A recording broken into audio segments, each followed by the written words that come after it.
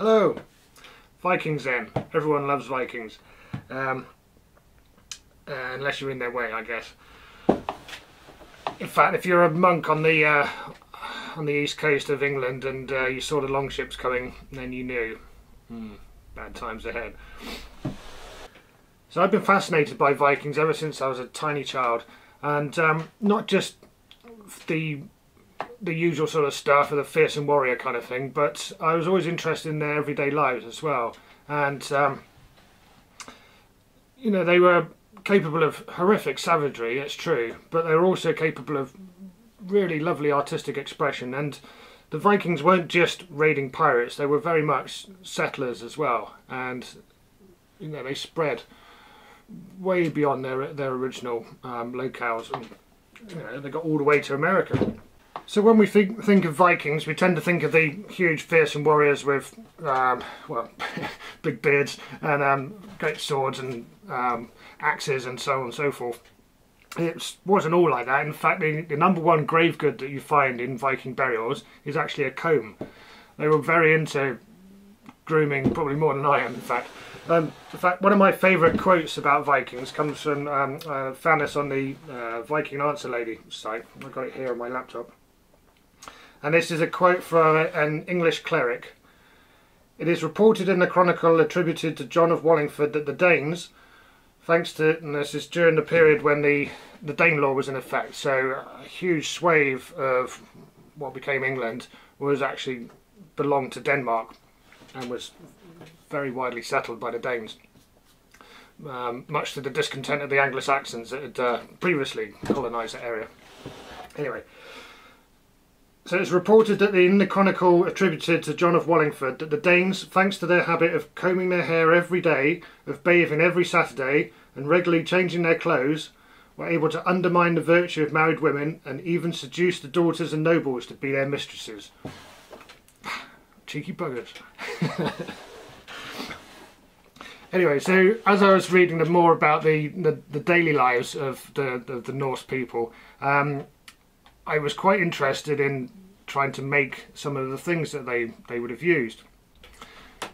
So when you look on the websites of various reenactment equippers, you can find all sorts of what purport to be medieval and Viking eating utensils. And when I saw these, I'll put a picture if I can make that technology work. When I was looking at these, I thought this is that doesn't seem quite right, because a knife, fork and a spoon, that's a sort of quite a modern thing. And when I looked into it a little bit more, you know, sure enough, a fork is a very late thing. So that was invented by the Italians for eating spaghetti, and actually forks were very frowned upon for an awful long time. They took a very long time to catch on. They were considered to be the work of the devil. Similarly, a metal spoon is quite a recent invention as well.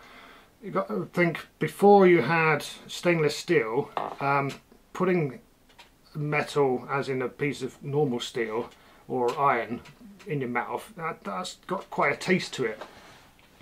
So, you know, apart from anything else, it would affect the flavour of your food, eating with a metal spoon before you had stainless steel spoons. So, and spoon itself, the word comes from an Anglo-Saxon word spon, meaning a splinter of wood, which, you know, says to me that spoons were most likely entirely wooden. So you would have had serving spoons, cooking spoons, eating spoons, the whole caboodle. And it would have been a usual thing, I imagine, for the household themselves to make their own spoons and other cooking implements. So, with all that in mind, I was thinking it would be nice to make my own set of what I imagine a Viking dinner set would look like. And being a common man, I thought I'd make the common Vikings dinner set. So your common Viking would have had a wooden beaker, for instance. Your posh Viking would have had a drinking horn, and your super posh Viking would have had a glass, an actual glass, usually in the shape of a drinking horn.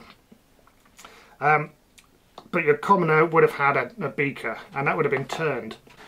I'll put a link into a website that I found that's got some really interesting information on how the Vikings would have used their lathes to make things like beakers and bowls.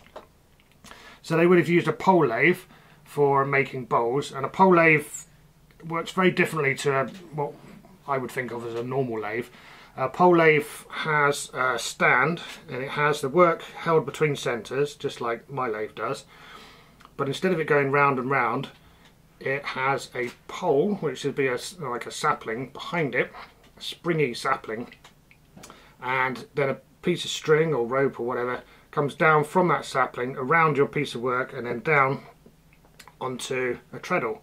And so you put your foot up and down on the treadle, and the pole is springy, and that makes your work rotate one way, and then when you take your foot off or foot up, the other way. It's one of the reasons I haven't actually made a pole lathe is because it seems to me a very inefficient way of working. It took an awful long time for the idea of a crank to catch on, but you know, once you've got the idea of a crank in your head, it seems a very obvious thing to do. So something like a treadle. So instead of it just going up and down and pulling the pole like that, if you had a crank, a very simple crank, your up and down motion would turn into a rotational motion. But yeah, like I say, for thousands of years that didn't seem to occur to anyone. Anyway, your Vikings would have had a big pole lathe for doing bowls, and then they would have had a much smaller bow lathe for doing things like the beakers. So bow lathe is similar in that you've got your work held between centres, but you've got a bow, a short bow, not a war bow, a short bow with a loose string, and that would wrap around the work again, and then you'd go like that and hold the cutting tool against the work there, and that's how they would have made the beakers and smaller stuff. It was very interesting to read on this article the variation of stuff that the Vikings were churning out once they'd settled in an area. And I seem to remember this article was talking about Jorvik, so the York settlement. You would have a wood turner would be an actual job, so someone would do that day in, day out. And the interesting thing was they didn't just make one type, they made a whole variety of beakers and plates and bowls and all kinds of different styles and decorations. So they're very into variation of it. There was a lot of expression in the craft, is what I'm trying to say. So I thought, you know, I'd have a go at this. It would be interesting to try different things. A whole load of, and this is, so there's going to be a series of these videos of a whole load of stuff that I've not done before, or not done for a very, very long time. So the wood turning, I did a lot of wood turning when I was a child, when I was like 8, 9, 10, that sort of, and that was a very long time ago. And it turns out that lots of the stuff I thought I knew about wood turning, I didn't know at all. And by that I mean the preparation and things like that, and the bowl blanks and all that kind of stuff. I think my dad did for me. Even though as a kid I was entirely confident it was all my own work, I think my dad did a lot of the preparation for me, it turns out. So it's been a steep learning curve to figure all that stuff out, but a lot of fun. In a bit of a change from my normal way of doing a series of videos, I've actually done most of the work already, and I thought I'd do it all and I can show you the completed set, and then the videos of how I got the set made. Without further ado, let's have a look at what I came up with. This is my beaker, and it works.